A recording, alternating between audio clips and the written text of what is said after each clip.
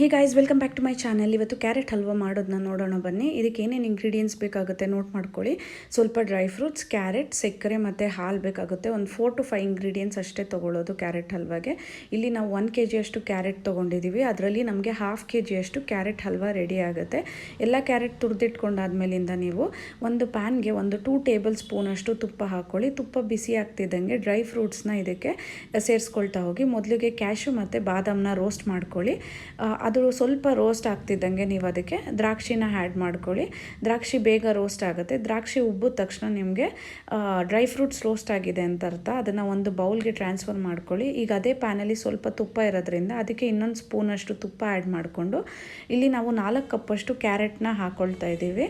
ಅಷ್ಟು ಚೆನ್ನಾಗಿ ತುಪ್ಪದಲ್ಲಿ ಫ್ರೈ ಮಾಡ್ಕೊಳ್ಬೇಕಾಗುತ್ತೆ. ಒಂದು 4 to 5 ಮಿನಿಟ್ಸ್ ತುಪ್ಪದಲ್ಲಿ ನೀವು ಫ್ರೈ ಮಾಡ್ಕೊಳ್ತಾ ಹೋದರೆ ಕ್ಯಾರೆಟು ಸ್ವಲ್ಪ ಸಾಫ್ಟ್ ಆಗೋ ಕನ್ಸಿಸ್ಟೆನ್ಸಿ ಬರುತ್ತೆ. ಅದು ಕನ್ಸಿಸ್ಟೆನ್ಸಿ ಬರ್ತಾ ಇದ್ದಂಗೆ ನೀವು ಅದಕ್ಕೆ ಕ್ಯಾರೆಟ್ ಮುಳುಗೋ ಅಷ್ಟು ಹಾಲು ಹಾಕಬೇಕಾಗತ್ತೆ. ಇಲ್ಲಿ 2 ಕಪ್ಪಷ್ಟು ಹಾಲನ್ನ ಸೇರಿಸ್ಕೊಂಡಿದ್ದೀವಿ. ಇವಾಗ ಇದನ್ನು ಚೆನ್ನಾಗಿ ಹಾಲಲ್ಲಿ ಕ್ಯಾರೆಟ್ನ ಬೇಯೋದಕ್ಕೆ ಬಿಡಬೇಕಾಗುತ್ತೆ. ಒಂದು 15 ಮಿನಿಟ್ಸ್ ಅಷ್ಟು ಅದು ಕ್ಯಾರೆಟ್ ಬೇಯಬೇಕಾಗತ್ತೆ. ಸ್ವಲ್ಪ ಏಲಕ್ಕಿ ಪುಡಿ ಸೇರಿಸ್ಕೊಳ್ಳಿ. ಇವಾಗ ಹಾಲು 2 ಕಪ್ಸ್ ಹಾಕಿರೋದು 1/2 ಕಪ್ ಆಗೋವರೆಗೂ ಬೆಂದಾದ್ಮೇಲಿಂದ ನೀವು ಲಿಡ್ನ ಓಪನ್ ಮಾಡಿ ಚೆನ್ನಾಗಿ ಮತ್ತೆ ಮಿಕ್ಸ್ ಮಾಡ್ಕೊಳ್ತಾ ಹೋಗಿ. ಇದಕ್ಕೆ ನಾವು ಸ್ವಲ್ಪ 1 ಕಪ್ ಅಷ್ಟು ಸಕ್ಕರೆನ ಆ್ಯಡ್ ಮಾಡ್ಕೊಳ್ಳಿ. ಸಕ್ಕರೆ ಎಷ್ಟು ಬೇಕಾಗುತ್ತೆ ಅಷ್ಟು. ಯೂಶ್ವಲಿ 4 ಕಪ್ಸ್ ಅಂತ ಹೇಳಿದ್ರೆ 2 ಕಪ್ಸ್ ಅಷ್ಟು ಶುಗರ್ ಹಿಡಿಯುತ್ತೆ ಕ್ಯಾರೆಟ್ ಹಲ್ವಾಗೆ. ಇಲ್ಲಿ ನಾವು ಲೈಟಾಗಿ ಶುಗರ್ ಆ್ಯಡ್ ಮಾಡ್ಕೊಳ್ತಾ ಹೋಗಬೇಕಾಗುತ್ತೆ. ಫಸ್ಟಿಗೆ 1 ಕಪ್ ಆ್ಯಡ್ ಮಾಡ್ಕೊಂಡಿದ್ದೀವಿ. ನಿಮಗೆ ಬೇಕು ಅಂತ ಸ್ವಲ್ಪ ಟೇಸ್ಟ್ ನೋಡಿ. ಇನ್ನೂ ಶುಗರ್ ಬೇಕು ಅನಿಸಿದ್ರೆ ಇನ್ನೂ 1 ಕಪ್ ಆ್ಯಡ್ ಮಾಡ್ಕೊಳ್ಬೋದು.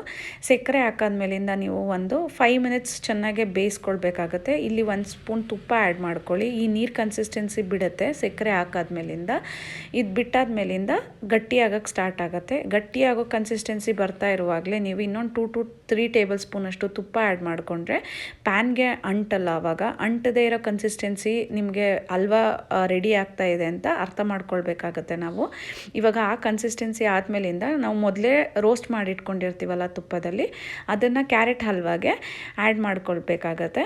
ಇವಾಗ ಆ್ಯಡ್ ಮಾಡಾದ್ಮೇಲಿಂದ ಒಂದು 2 ಮಿನಿಟ್ಸ್ ಅಷ್ಟು ಚೆನ್ನಾಗಿ ಕ್ಯಾರೆಟ್ ಹಲ್ವಾನ ನೀವು ಫ್ರೈ ಮಾಡ್ಕೊಳ್ಬೇಕಾಗುತ್ತೆ. ಇದನ್ನು ಸಿಮ್ಮಲ್ಲೇ ಇಟ್ಕೊಂಡು ನೀವು ಫ್ರೈ ಮಾಡಿಕೊಂಡ್ರೆ ಬಿಸಿ ಬಿಸಿಯಾದ ಕ್ಯಾರೆಟ್ ಹಲ್ವಾ ರೆಡಿ ಆಗಿರುತ್ತೆ. ಇದನ್ನು ನೀವು ಮೋಲ್ಡ್ ಆದರೂ ಮಾಡ್ಕೊಳ್ಬೋದು, ಇಲ್ಲ ಡೈರೆಕ್ಟ್ ಕಪ್ಗೆ ಟ್ರಾನ್ಸ್ಫರ್ ಮಾಡ್ಕೊಳ್ಬೋದು.